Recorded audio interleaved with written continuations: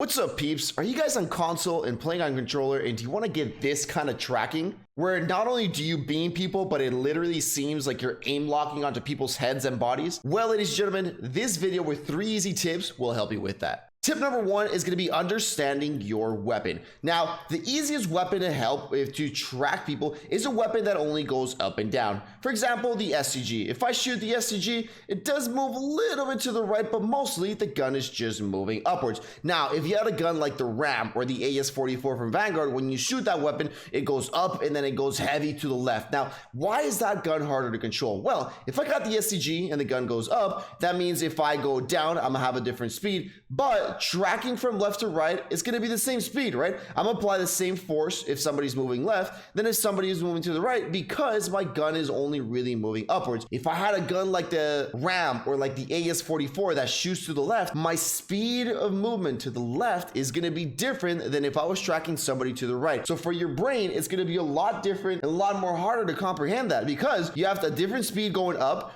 you have a different speed going left because its recoil is going left. You also have a different speed going right, and you also have a different speed going down. So every single movement is a different sort of speed, and that's going to be a lot harder. Now, I'm not saying that's not possible, right? I'm saying if you're a good player and you practice with your gun, you're going to be able to control that. But just so you guys know, you have to understand your weapon's recoil. Now, I'm about to show you guys here, obviously, a quick little exercise that'll allow you to that'll help you to control and to track your enemies a lot faster. Now, here in Caldera, we have the perfect sight. They added this new part called dig sight, and here you can go any distance you want, right? Maybe you want to start something that's 70 meters, something like that, or something that's not too far, right? And this right here is the perfect place. This has a perfect place to track, because you got tracking going diagonal, you got tracking going horizontal, you got tracking going up and down in zigzag motion. So this is the perfect place to track. But now I don't just want you to follow this like this. If you guys saw in my clips, tracking is always you track a player and then boom, you move immediately somewhere else, and then boom, you move immediately somewhere else. So what you're gonna do first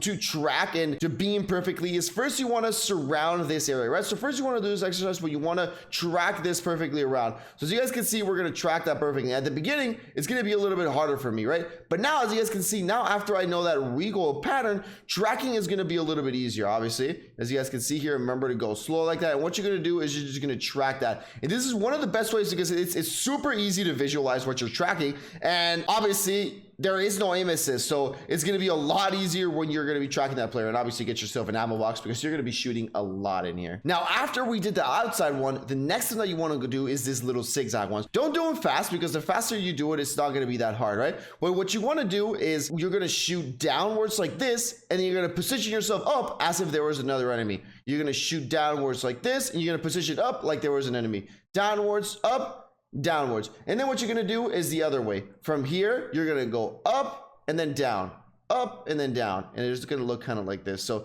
we're going to go down, position up, down, position up, down, position up, down, position up. And then we're going to do this the same, but the other way around. So we're going to go up. Oh, and as you guys can see there, I have a little bit of problem with my tracking. But as more as I do this exercise, you guys can see that my tracking starts getting on point. And then the next one that we got, which is a little bit of a longer line, which is something you can do maybe a little bit further away, it's this long one right here. And what you want to do is as slow as possible, track the whole thing like this without it moving at all, right? As you guys can see, it's still fairly hard. Obviously, but at the end, once you start seeing that, once I get used to that recoil, it starts being a little bit easier for me to track. Now, obviously, remember that with aim assist, this is going to be a little bit easier. And now I got the AS-44, but just remember, again, aim assist is going to be easier, but anything that you are not using aim assist is going to be a lot better for you when you are practicing. As you guys can see here, practicing with that AS-44, just go ahead along. And remember to try to do it as slow as possible. And trust me, once you do a couple of these, this translates, it's kind of like the Mr. Miyagi. This really translates into real life. And obviously then remember, you want to do the ones where you go like this, and then you go up, stop, down, stop. And as you guys can see here, it's really hard to control. But if I were to do this and I would practice every single day in this with the gun that I want to perform, it would be a significant improvement for me. And now this third and final tip that I got for you guys is what allows you to make it seem like you just got sticky aim, right? The second that you finish with one dude, you move on to the next one and it seems like you're hacking. Now, this is the hardest thing to do, but again, it is possible. And the way I do it, I'm about to show you guys right here, is obviously when you are looking at your screen, let's say right here, and your eyes are focused in the middle,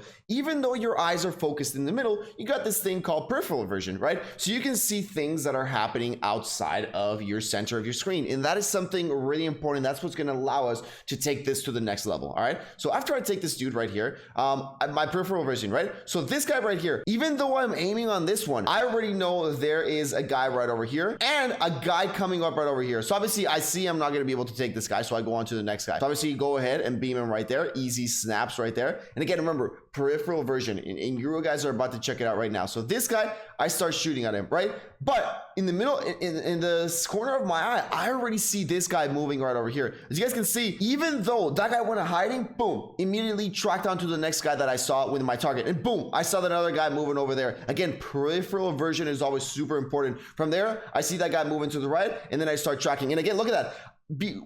Right as soon as that guy already started moving to the right hand side there, and he escaped basically from harm's way. You guys will see right now, boom, he's out of harm's way, and this guy all the way to the left of your screen, barely noticeable, but as you guys can see, boom, immediately go to that guy right there and start tracking that guy immediately. So that is what's going to take you to the next level. Remember, every time you're beaming somebody, that's when you've got the recoil on hand. You're beaming that guy, but the second that you're beaming him, your eyes are always already looking at the next player to track. And that's one of the hardest things. While you're beaming the dude, you're already looking for your next target. And again, this is going to take some getting used to. It's going to be pretty hard at the beginning, but once you get that point, that's how you can switch between targets just with a blink of an eye. Ladies and gentlemen, if you guys did enjoy that video, please remember to smash that like button and hit that notification bell. Deeply appreciated. Peace out, everybody. I'll see you all in the next one.